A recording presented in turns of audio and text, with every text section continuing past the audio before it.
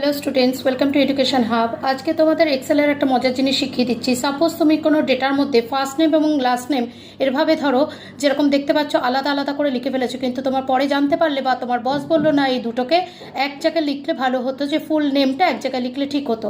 Then what to do? হ্যাঁ, যদি আমরা মুছে করতে চাই তাহলে তোমাদের অনেকটা সময় লাগবে। তার জন্য আমরা কি করছি দেখো, কারণ এখানে গিয়ে একটা প্রথমে ইনসার্ট করে নেবে, একটা নতুন কলম করবে, এখানে তুমি হেডিং লিখে নেবে, ক্যাপস লক অন করে লিখে নিতে পারো যে full name FULLNAME, full name লিখে নিলে এবার তুমি প্রথম নামটা শুধুমাত্র যেমনভাবে আছে তেমন করে শুধু প্রথমটা টাইপ করে দাও, সুমনা SHAH শাহ দিয়ে দিলাম। এই প্রথম নামটা পুরোপুরি লিখে দেবে এবং নেক্সট যে সেলটা আছে মানে D3 আছে, এই সেলের কার্সারটাকে রেখে দেন প্রেস Ctrl E। দেখতে পাবে যে তোমরা সবকটা নাম একভাবে ঠিক পরপর চলে এসেছে এবং ফুল নেম যেটা তুমি চেয়েছিলে।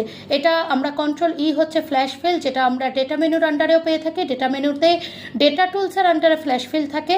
এবার তুমি যদি মনে করো BRC কলমটা তোমার আর লাগবে না, সেক্ষেত্রে তুমি ডিলিট করে দিতে পারো। এটাই হচ্ছে তোমাদের একসাথে চলে এলো ফুল নেমটা। Thank you very much. পরের টিপস নিয়ে আবার পরের ভিডিও তৈরি করব। Thank you.